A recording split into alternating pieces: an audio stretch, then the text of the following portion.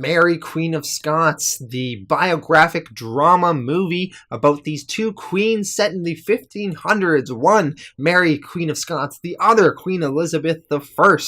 Now we have two Oscar-nominated actresses for previous movies as the leads in this film, and this is a period drama, and this was released right near the end of December. This is typically where those Oscar bait type movies get released because they want those nominations riding into awards season. So I went into this movie expecting that I might be seeing one of the best films of the year. It could be one of the potential Oscar-nominated movies, but it turns out it was not like that. It was not that great, and this movie is not getting the award buzz it probably hoped it would. It does not have any Golden Globe nominations. This movie was directed by Josie Rourke, who is a theater director, but this is actually her first feature-length film directing debut, so we have sort of a first-time movie director helming this movie. This movie was written by Beau Willimon, who wrote movies such as Ides of March, as well as the Netflix series House of Cards, so we do have some good filmography with that guy.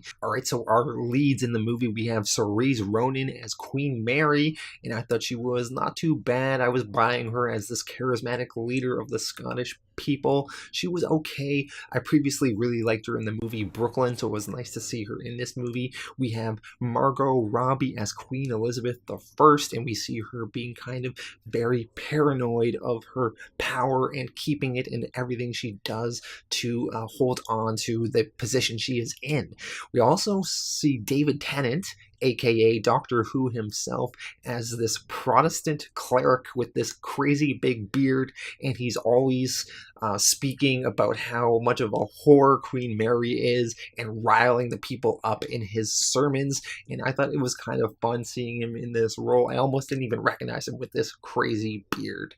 Now, going on to the positives in this film, the costumes are pretty good, pretty on point. Just even seeing the hairstyles of some of the women in this movie, like when we see Queen Mary, she always has her hair kind of like flipped up. It's like something I've never seen. Queen Elizabeth I, as she goes on in her life and she starts putting on more and more makeup, and she has this red wig, she starts looking like that clown Pennywise from It. Or even that guy Powder from that movie Powder. But, I mean, that's actually how Queen Elizabeth I looked. And it was kind of horrifying to look at sometimes in this movie, but very interesting.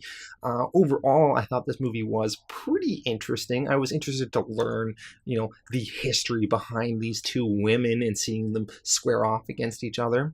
And I was overall pretty intrigued to see the outcome of how this would play out. Now, going on to the negatives, a lot of people are saying this movie is very historically inaccurate. Going into the movie, I'm no expert on this time period, but from what I've read, there does seem to be a lot of issues. One issue was that Queen Mary speaks with a Scottish accent in this film, because she is the Queen of Scots after all. But in real life, Queen Mary actually grew up in France from a very young age, and she didn't come to Scotland till later in life, so she wouldn't have been speaking with this Scottish accent. Another historically inaccurate thing is that in the movie, Queen Mary and Queen Elizabeth actually meet face to face, where in real life this never happened. They only communicated in letters. The main negative for me, though, is that I found this movie kind of confusing. There's so much history they tried to cram in, and it was a little hard to follow at times why certain things were happening, why certain characters were doing certain things.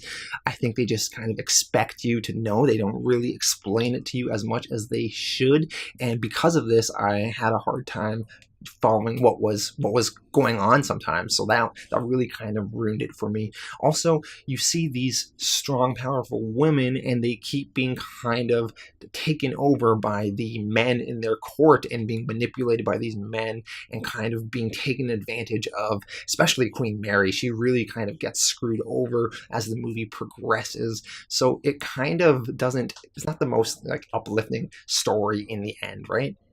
So in conclusion, while I liked the costumes and I liked some of the performances and I was interested in the story, in the end it was a little bit confusing and not satisfying and kind of messy overall.